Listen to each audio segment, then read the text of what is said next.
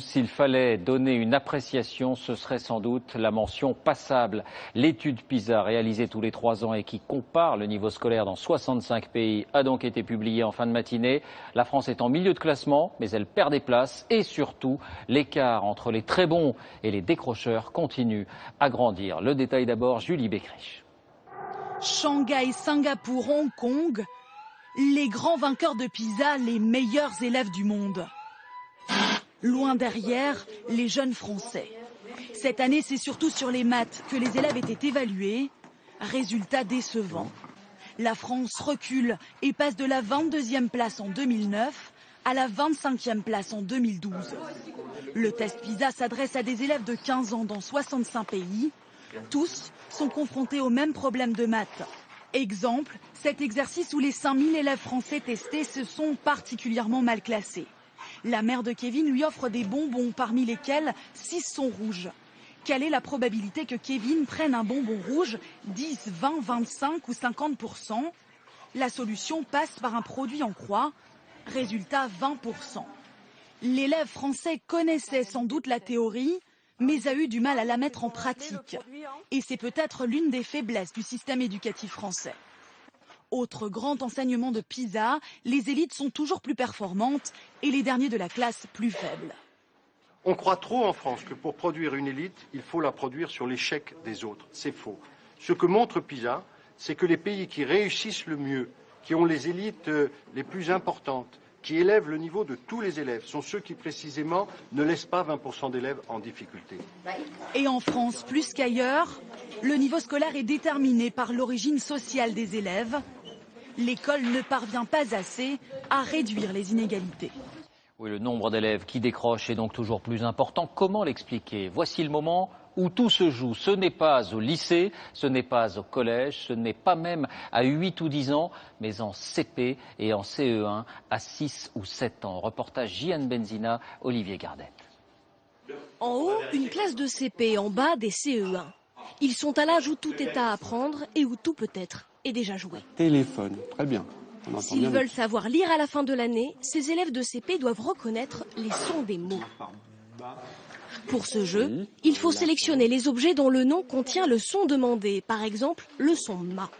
Si certains y arrivent sans problème, un pyjama, un marteau. D'autres en sont loin. L'année est déjà bien entamée et Fatoumata n'arrive toujours pas à reconnaître le son ou. Un quoi? Un moutin? Qu'est-ce que c'est qu'un moutin? Ce qui lui manque, suffisamment de vocabulaire. Moi, je connais pas le moutin, hein, mais lui aussi, il fait des bons. Hein. Il est plus gros que celui-ci. Hein. C'est un kangourou. Non, pas il y a un kangourou. Si on règle pas ça tout de suite, qu'est-ce que ça peut générer? Eh ben, elle n'arrivera pas à lire.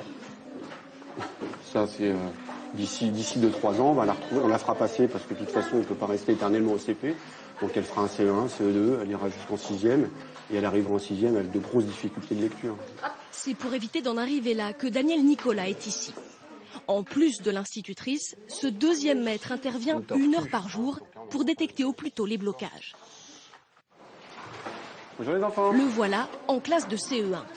Là aussi, l'enjeu est crucial. Leur apprendre le concept des dizaines. 10 jetons bleus valent un bâton rouge. Et les subtilités de l'addition, ça passe mieux par petits groupes. Avant, c'était un petit peu dur pour moi, mais maintenant, c'est devenu facile.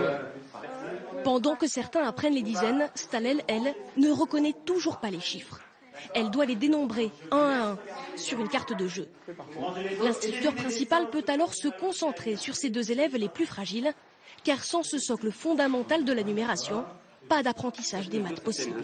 Alors tu as 9, elle a 9. On cible vraiment des apprentissages fondamentaux, des compétences qui sont essentielles pour la suite.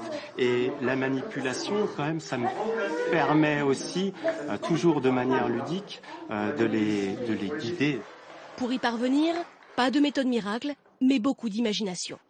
Daniel Nicolas a inventé toute une panoplie de jeux. Chacun cible une difficulté.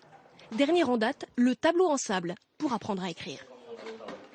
Il y a des enfants qui font un T comme ça, par exemple. Alors, ils font une barre, ils font un truc comme ça, ils vont rajouter ça, puis ils vont mettre ça à la fin, comme ça. Enfin, c'est très compliqué. Du coup, ils perdent du temps. Alors que dans la continuité, un T, il y a une espèce de logique, quoi. On est toujours dans le mouvement, quoi.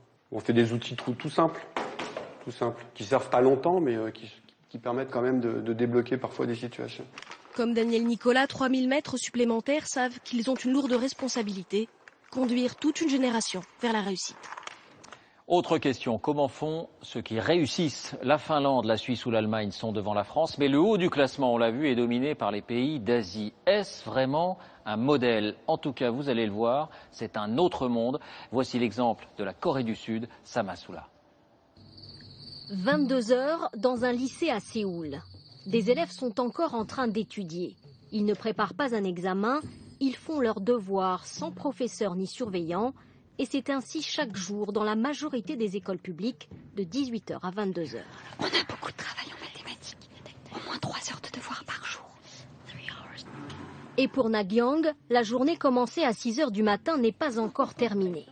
23h, sa mère la récupère pour la conduire à l'autre bout de la ville pour suivre un dernier cours particulier avec 4 autres élèves. 1 heure de maths jusqu'à minuit. Ce rythme, imposé à leur fille, est aujourd'hui controversé. Les parents l'assument totalement. Notre société est très particulière parce qu'elle est très compétitive. En tant que parents, on veut qu'elle ait un avenir. En Corée, les élèves passent en moyenne 60 heures par semaine sur un banc d'école. En France, c'est la moitié. Une énorme pression sur les épaules des enfants, toujours poussés à travailler plus. Dans notre pays, on nous rabâche tout le temps qu'on n'aura pas de travail si on n'intègre pas une bonne université. Et pour se donner le maximum de chance, c'est la ruée vers les instituts privés en plus de l'enseignement public. 500 € par mois et par enfant en moyenne, un gros sacrifice pour les parents. En France, les écoliers n'apprennent rien d'autre que ce qu'ils apprennent à l'école? Non. Vraiment?